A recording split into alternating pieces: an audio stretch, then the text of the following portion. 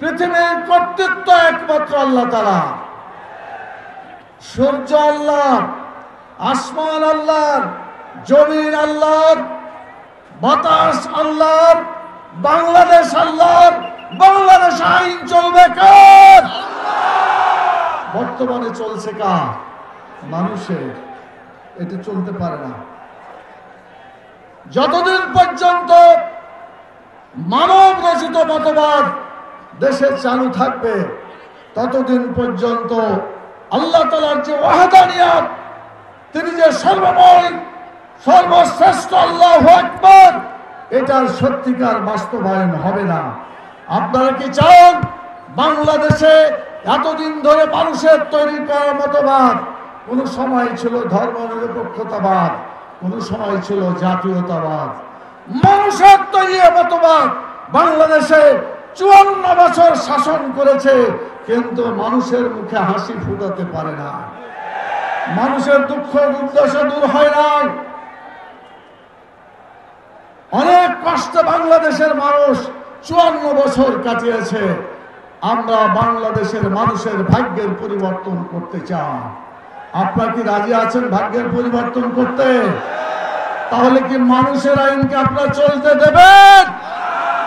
আমরা এখন থেকে বাংলাদেশে জাতীয় সংসদ সহ, সচিবালয় সহ সকল শিক্ষা প্রতিষ্ঠান, সকল ধরনের যত প্রতিষ্ঠান আছে সকল প্রতিষ্ঠান শুধুমাত্র কেবলমাত্র একমাত্র আল্লাহর আইন দ্বারা পরিচালিত হবে।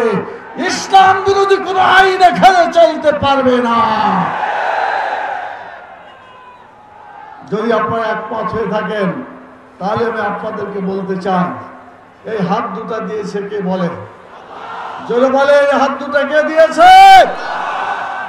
এই হাত দুটা যদি আল্লাহর হয়, এই হাত দিয়ে আমরা শিল মারব কি মানুষের আইনের পক্ষে না আল্লাহর আইনের পক্ষে?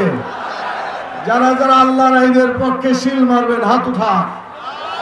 আল্লাহকে দেখান। ময়মনসিংহ বিভাগীয় সমাবেশে আল্লাহ তাআলার কাছে আমরা ওয়াদা করছি, যতদিন বেঁচে থাকবো আল্লাহর আইনের সাথেই আমরা থাকবো ইনশাআল্লাহ। হাত নামান। আমি আপনাদেরকে কয়েকটা প্রশ্ন করতে চাই। একটু থামেন। স্লোগান এখানে দরকার বেশি নাই। স্লোগান দিবেন গ্রামে গঞ্জে, মানুষের কানে দিবেন যে আল্লাহর আইন চালু করতে হবে, ওখানে দিবেন। এখানে একটু থামেন। বলেন তো আমাদের আল্লাহ এক কিনা বলেন? আল্লাহ এক। জোরে বলেন আল্লাহ এক। আমাদের নবী, আমাদের কিতাব, আমাদের কিবলা, আমাদের নামাজ, আমাদের রোজা, আমাদের যাকাত, আমাদের হজ, মুসলমানদের সব ইবাদত এক। এই 8 দল শুধু 8 দল থাকবে না, বাংলাদেশের যত দল আছে সব দল ইসলামের পতাকা তলে সমবেত হবে ইনশাআল্লাহ। এই জন্য আমরা দরজা ওপেন করে দিলাম। আমরা বিএনপিকেও বলতে চাই, আপনারাও বসে, আপনারাও আল্লাহকে এক বলে স্বীকার করেন। আপনারা কোরআনকে মানেন, কোরআনকে এক কিতাব হিসাবে আপনারাও মানেন। কিন্তু দুঃখ লাগে যখন বলেন যে আমরা শরীয়তের আইনে বিশ্বাস করি না। এই কথাটা বোধহয় ভুল ক্রমেই বলছে না জেনে শুনে বলছে, আমার বিশ্বাস এখনো ঠিক মতো হচ্ছে না। কারণ এই দলেই তো একবার কথা হয়েছিল, সংবিধানে যোগ করা হয়েছে আল্লাহর প্রতি ঈমান এবং আস্থা সকল কাজের মূল উৎস, বলা হয়েছিল না হয়নি?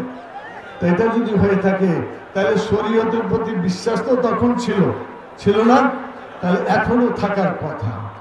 ভুল করে বলে ফেলেছেন। আমি মনে করতে চাই যত বড় নেতা হোক না কেন তওবা করতে হবে। শরীয়তের আইন অবশ্যই বাংলাদেশে চালু হবে ইনশাআল্লাহ।